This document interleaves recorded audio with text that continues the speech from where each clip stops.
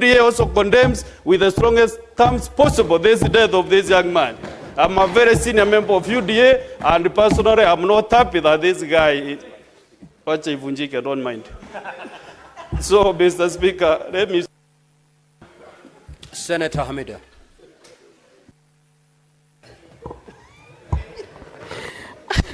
Thank you, Mr. Speaker. It is sad, indeed, Mr. Speaker. I am deeply saddened by Albert's death.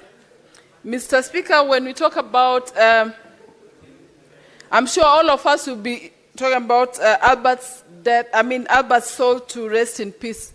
And I'm just wondering, is his soul going to rest in peace really? After all what happened?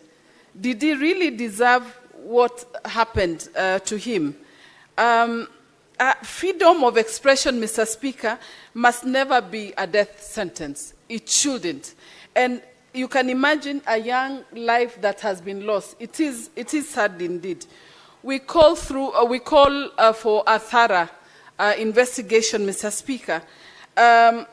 Albert's voice should not be silenced. I feel strongly, and I really appeal for justice. Mr. Speaker, the OCS, I hear the OCS has been interdicted, but does that mean anything? Does it really mean anything? He has just been, the story remains the same. It is sad indeed. It is devastating for this loss of a young life. Mr. Speaker, I feel that, let us just stand by justice. It is painful, Mr. Speaker, as I speak. I don't have words for such. For someone just to be in a cell and died suddenly, with a lot of story and banging his head.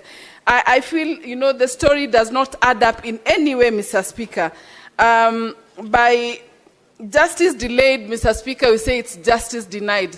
Can this story, like you said, can it be done as soon as possible? Can it be tomorrow, not even if not today, Mr. Speaker?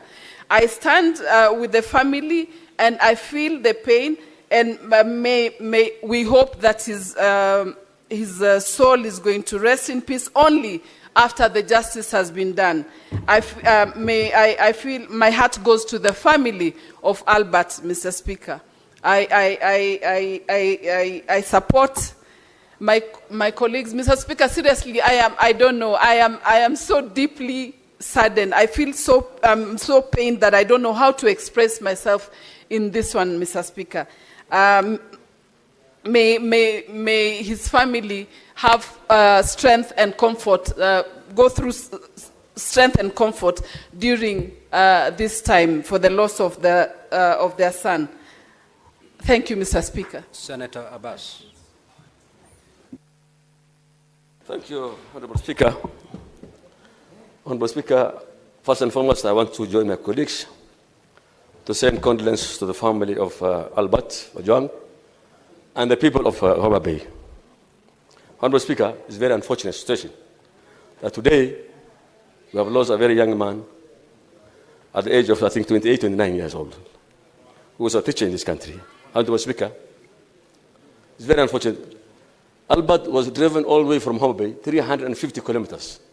In Homa Bay, we have police stations, we have courts, we have high courts. I don't know why this man was driven all the way, the late, up to Nairobi. That means somebody was ready to see him finished or dead. Honorable Speaker,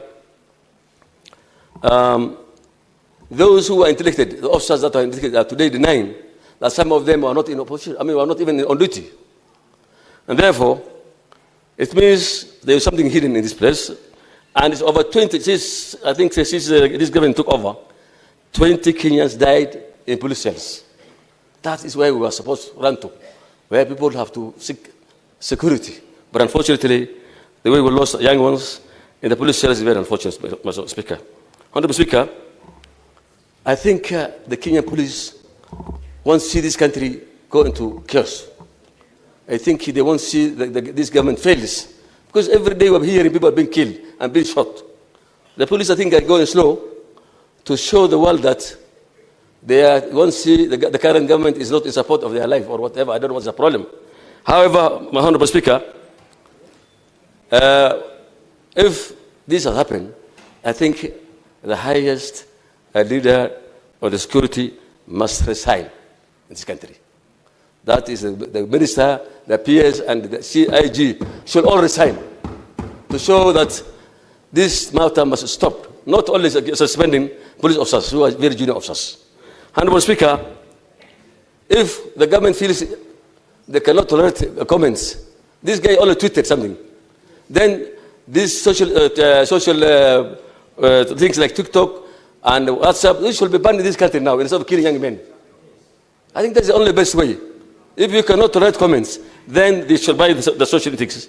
Honorable Speaker, finally, I want to request you, in solidarity with the family, through you, Honorable Speaker, this House will observe 1 minute silence in support of the family. Thank you so much. Senator Onyonka Richard. Mr. Speaker, I,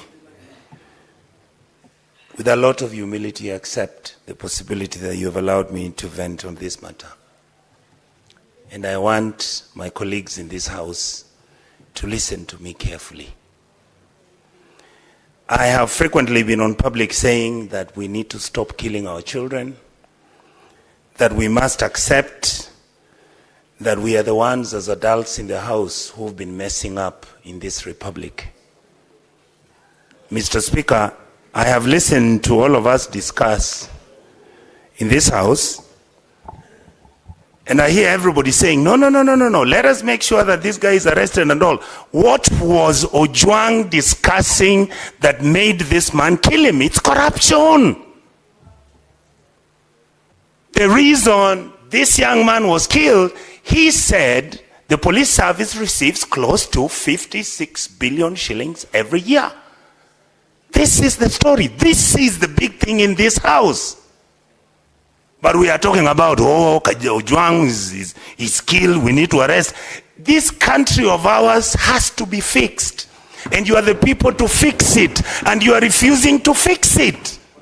Because we are part and parcel of the mess of our country. And when we are discussing this thing, you politicize them. You say, oh, it's broad-based. Oh, it is all about those people are the ones who are on the other side. When this thing collapses, all of you will be in the same boat, I tell you. You will hang separately. Because you are the people betraying this republic. The police officers are a consequence of our failure. That is the reality.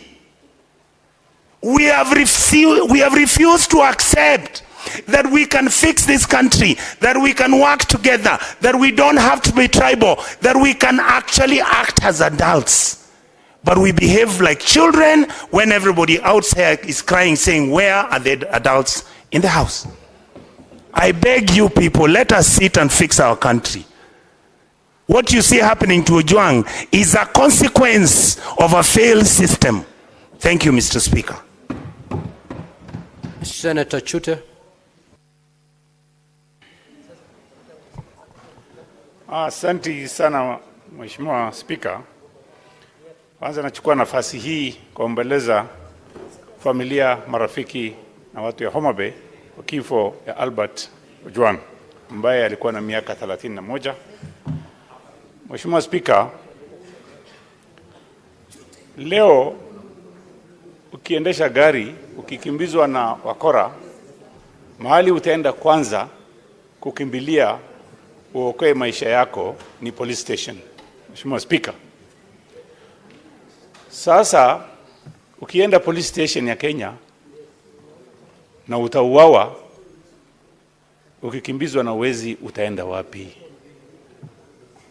Hauna mahali pa kwenda, kwa sababu mahali unakimbizwa iko kifo, mahali unaenda pia iko kifo. Hiyo ndio maisha tuko nayo leo. Mheshimiwa Spika, askari iko Kenya ni 1108 askari polisi na askari ya utawala. Mheshimiwa Spika, mimi nikisimama hapa nikiwakilisha Marsabit. Sitaki kulaumu polisi wote. Siku 5 iliyopita, mahali inaitwa Loyangalani Lake Turkana, Marsabit County, watu 4 waliuawa. Napeana pole kwa hiyo familia. Kama polisi wanaitwa QRU, Quick Response Unit, hawajafika huko, saa hizi watu karibu 100 wamekufa. Nataka kupongeza polisi vile walifanya kazi hapo. Mheshimiwa Speaker, miaka ya 1990 leo Governor Orengo alikuja mbele yetu. Yeye alikuwa juu ya Toyota Stout akitafuta constitution mpya. Na kama siku angekufa, hiyo constitution hatungepata. Kwa hivyo ni mzuri serikali ivumilie kelele ya wananchi na Gen Z. Mheshimiwa Speaker, nataka kusema hivi. Kuna watu wanasema kuna broad based government na wanataka kulaumu Rais Mheshimiwa Ruto. Kama wewe uko kwa hiyo serikali, kwa nini unalaumu Ruto? Wewe umeingia kwa serikali, uko ndani, kwa nini unasema Ruto, Ruto, Ruto? Si ufanya kitu hata wewe, kwa sababu umeingia kwa serikali, umepatiwa waziri, umepatiwa pesa, umepatiwa kitu mnataka zote mnapata. Usikae huko ndani halafu unajifanya kama uko nje. Ukiona mambo mabaya unalaumu serikali. Ukiona mambo mazuri unasema tuko kwa serikali. Waacha ku double deal. Kaa ndani ama kaa nje. Ukikaa ndani waacha kulaumu serikali. Wewe fanya kazi hiyo. Unasema rais anafanya Senator Catherine.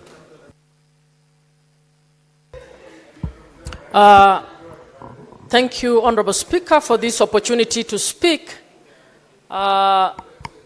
Speaker, this matter is grave.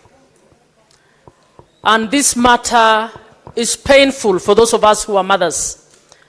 Albert was about the age of my son, and Albert shares a name with my husband. And I have just learned Albert is a young man I have worked with when I served as chair of the ODM Elections Board. Mr. Speaker, what has happened is serious. And in my view, if not taken seriously, it may very well be the last straw. And I think we need to take this seriously. And honorable colleagues, even as we commend, even as we plan, Honorable Speaker, can you ask Omtata and Kajuang to tone their voices? Even as we plan to call the IG, honorable colleagues, I want to ask you, is IG capable of investigating this case? I don't think he's capable of investigating this case. Mr. Speaker, I think the DIG need to do this country a favor. He needs to resign. As the first step of showing respect to the family of Albert Ojwang, the DIG needs to resign. He doesn't even need to go through the process of being fired.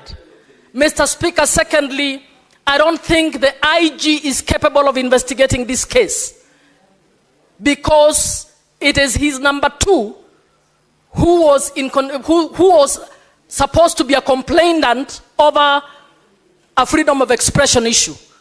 I'm asking that we consider this matter being guided as an inquest so that somebody other than the IG or the DIG deals with this matter. And I'm asking colleagues to put their heads together to seriously consider so that we can get justice for this family. And for those of you who are close to the president, please give him this advice. This may very well be the last straw in this country. I think it is sad for this family. No, I'm not threatening anybody. It is sad for this nation, and it is painful. Anybody who is a mother, anybody who is a father feels that this is not acceptable. Senator Methu. Thank you very much, Mr. Speaker, sir. Thank you very much, Mr. Speaker, sir. I'm being disrupted by my cousin, Senator Sifuna. Mr. Speaker, if the tears of the father of Albert Ojwang do not prick the concerns of the members of this House, Honorable Speaker, I do not understand what will ever prick our concerns. Honorable Speaker, I must also inform the House that I went to school with Albert Ojwang at one university. When I graduated in 2017, it was a first year. Mr. Speaker, how fragile are the egos of the people who have been tasked with the security apparatus of this republic, that a person of the stature of the Deputy Inspector General, who has a training, and I've seen that he has a master's in counter-terrorism, a man who is trained to deal with terrorists, cannot deal with just a Facebook post, Honorable Speaker, that he had to send for this young man on a weekend. Mr. Speaker, there is no record that Albert Ojwang was summoned to appear in any police station and he said no. He was being arrested on a weekend. His parents were there, actually, Mr. Speaker. Their father was coming to Nairobi with the title to come and secure the bond or the bail of his son, only to be given the body of his son in a body bag, Honorable Speaker. I am wondering, Honorable Speaker, even as we speak about the people who we are speaking about, Mr. Speaker, did you actually see that the complainant in this particular case, DIG Eliud Lagat, was standing behind the Inspector General of Police when they are saying that they are starting the investigation, Honorable Speaker? How would a person whom, in my opinion, is the lead suspect in the murder of Ojwang be standing right behind the people who are expected to investigate, Honorable Speaker? Mr. Speaker, number two, I also would wonder how cold and how heartless is the heart of the president, that to this minute, he has not even issued a condolences. Everything is running on in the country like nothing has happened, Honorable Speaker. We have not even seen the condolence message of the Minister of Interior. If the president wants the young people to actually believe that he loves them, as he has been saying, Honorable Speaker, he must crack the whip on this person, Eliud Lagat. And I would ask, Mr. Speaker, who is this person that is protecting Eliud Lagat? How powerful is Eliud Lagat that he has or can commit a crime of this magnitude, Honorable Speaker, and continue serving as the Deputy Inspector General of Police, Honorable Speaker? Even as we require them to come to the House, him should have done this country a favor by resigning. In a democracy that is working, Honorable Speaker, Eliud Lagat cannot and should not be serving as the Deputy Inspector General of Police, Honorable Speaker. Finally, the life of Ojwang is as important as the life of Ongondowere, Honorable Speaker. In 2 days, the PS for Internal Interior was giving an update of what has happened, including the arrest of suspects. Senator Isaboy.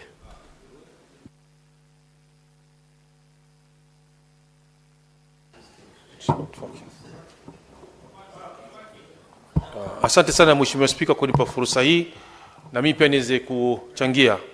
Mheshimiwa Spika, kwanza natoa risala za rambirambi kwa familia ya Albert kwa niaba yangu na watu wa Kwale County kwa kifo chake, kijana mdogo sana mwenye umri ambao takriban miaka 25 na kuendelea. Ni jambo la kusikitisha sana kwa sababu huyu kijana ambaye alikuwa akisomea huko Pwani University akamaliza. Baba yake alikuwa ni mtu wa kufanya kazi katika timbo za mawe kumsomesha mtoto wake na akahitimu akapata kazi na sasa amekuwa mwalimu huko. Lakini kisanga hichi kilipotokea, ulimwengu mzima na nchi nzima ya Kenya imehuzunika kuhusu kijana huyu, kifo chake. Yangu ni kusema tu uchunguzi ufanyike na haki ipatikane kwa familia yake na wale waliohusika sheria ichukuliwe mkononi mwake. Asante sana Mheshimiwa Spika. Senator Veronica. Honorable Speaker, thank you for giving me this opportunity. And I want to also thank Senator Eddie for bringing this very important statement before the floor of this House. Honorable Speaker, I want to believe this is a dream. I have never imagined in my whole life, even as a trained advocate, that an accused person, accused of a misdemeanor, not a felony, not a category of an offense, which is so serious, and there would not be even a justification for any suspect charged with a serious offense to be killed within the precincts of a police station. I want to believe it's a dream that Albert was actually picked by persons who identified themselves as police officers, picked from his home, handed over to the hands of police officers by his parents, and the parents knew they are following him behind to help him and assist him secure a bond so that he can stand trial. And he's taken to a police station, Honorable Speaker, and after a few hours, Albert dies from head injuries, neck compression, multiple soft tissue trauma, and pathologist has ruled out self-inflicted injuries. I think it is very sad, and I must admit it must not happen to anybody within the Republic of Kenya. Honorable Speaker, the other day, Boniface Mwangi, the activist who went to Tanzania, together with his friends, people sometimes whom we don't even support, were tortured in Tanzania. And Kenyans were up in arms because of how the police in Tanzania behaved. How much more, Honorable Speaker, when Kenya is the lead in matters democracy, in matters of expression, political expression, how much more responsibility must the police take to deal with suspects within the constitutional parameters that they are given in the Republic of Kenya? I just want to take one moment, because I have worked in a police reform program with the Laikipia University, where we were introducing human rights to the police, that any time an accused person is arrested, they have rights under the Constitution. The Bill of Rights defends them, and I want to condemn in the strongest terms possible the killing of Albert Ojwang within the precincts of a police cell. It's embarrassing, and whoever did it is actually sabotaging the government of the day. It is very wrong, Honorable Speaker, and action must be taken, exhaustive investigations carried out, and whoever is culpable must be held liable. Let IPOA now do its work, and we are looking out, Honorable Speaker, to see that IPOA for once can hold police officers, Honorable Speaker, responsible for any. Senator Beatrice Akinyi. Honorable Speaker, a country that kills its young people is a country that kills its future. Honorable Speaker, just the last 1 week, I was here as a proud leader from Homa Bay County. And Honorable Speaker, I shared with this House our happiness from the celebration of Madaraka in Homa Bay County.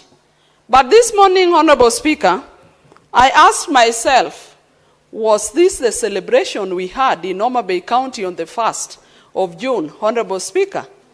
Is this the aftermath of what we've gotten from that celebration? Honorable Speaker, even all the developments we counted and I counted here is not equal to the life of one young man called Albert Omondi. Honorable Speaker, this morning, as I was having breakfast, just a brief breakfast with my son, I saw a young man shed tears over this death, Honorable Speaker. And my son preciously asked me, Mom, why do we as a country make 2 steps ahead and then we make 5 steps going back? Honorable Speaker, I want to ask the President that, Mr. President, who is this who is keen on tarnishing the image of this country? Are you not able to deal with that person? And Honorable Speaker, I've had a number of politicians make statements since the death of Albert, and a number of them are sorting themselves across the board. I want to tell them, Mr. Speaker, sir, that over this, keep your sentiments away because a life has been lost. Yes. Honorable Speaker, I speak as a parent. Why are we on some of these seats, including any seat anybody has, if we cannot face such challenges? Honorable Speaker, let us allow our young people to grow. If you cannot fathom any challenge, Honorable Speaker, don't go for any seat. But the President must just address this, Honorable Speaker. I think it is by design that after the celebration of Madaraka in Homa Bay, somebody wants us to just shed some darkness in this country. Honorable Speaker, let us move forward. We have been told of a young man who could have committed suicide. This is the only country where we saw a... Senator Karungo Tsangwa. Thank you very much, Mr. Speaker. I'm equally sad, Mr. Speaker, as we discuss this issue of a lost soul. But one, Pastor Martin Niemola from Germany said, Mr. Speaker, first they came for the socialist. I did not say anything because I was not a socialist. Then they came for the trade unionist. I did not say anything because I was not a trade unionist. Then they came for the Jews. I did not say anything because I was not a Jew. Then they came for me, and there was no one to speak for me.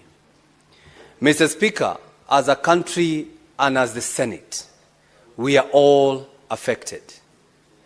We are all affected, not just as a nation. We are affected as people who have been entrusted to take care of the people, Mr. Speaker. Even the government pathologist who has been going through or conducting postmortems on such cases has even been affected, Mr. Speaker, saying a relative brought on a table for him to check what killed him, Mr. Speaker. I think as a country and as this Senate, we must give an ultimatum, Mr. Speaker, that by 25th June, Mr. Speaker, if this Senate has not done anything, if this Lagat DIG has not resigned, Kenyans should come out on 25th as a Memorial Day to come in large numbers, Mr. Speaker, and deal with whoever, Mr. Speaker, is not doing what it's supposed to do. Because, Mr. Speaker, the police who have been mandated to take care of Kenyans, they are quick to act on some useless issues, Mr. Speaker. Today, as we speak, there is a police officer by the name Samido. Samido, who is a musician, who was granted a leave to go to America. He was supposed to return yesterday, but today there is a warrant of arrest on him for abduction of duty. If the police can issue a warrant of arrest for somebody because of missing work, yet we have a police officer whose name has been dragged on every murder, and Mr. Speaker, they're not doing anything. I think as a country, I think as a Senate, we need to do something, Mr. Speaker. The same police told us a member of parliament has kidnapped himself. The same police told us he kidnapped himself and he slept in a certain hotel. The same police, but we did nothing, Mr. Speaker, because he does not come from our region. Today, the same police are saying the guy, the Albert Ojwang, hit his head on the wall, Mr. Speaker. The same police. At least we can say we're here now discussing issues because we have been all affected by the death of Albert Ojwang, Mr. Speaker. Senator Kavindu.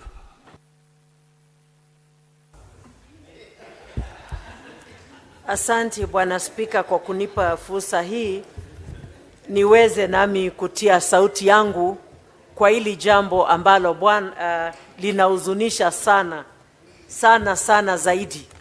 Na kwanza niwape wazazi wa huyu kijana pole zangu.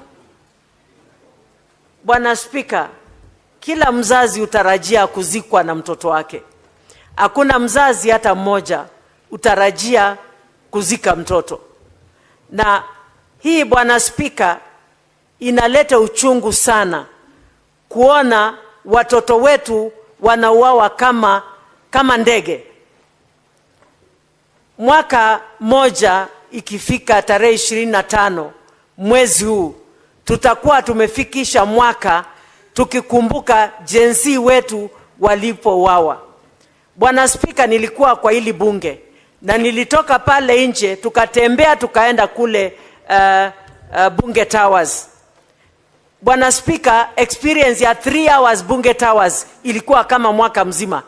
Kila nikisikia bunduki nalia tu, nilikuwa nasikia tumbo yangu inatoka, maana mimi ni mama. Na hiyo bunduki ilikuwa inapiga mtoto. Sasa hivi tunaongelea mtoto ambaye ameuawa na watu ambao wanastahili kuwa wanalinda kila mwananchi katika hili taifa. Kama tutauliwa kule, tunastahili kukimbilia usalama. Basi tutapata usalama wapi Kenya hii? Ni kuonyesha taifa letu limeanguka kabisa.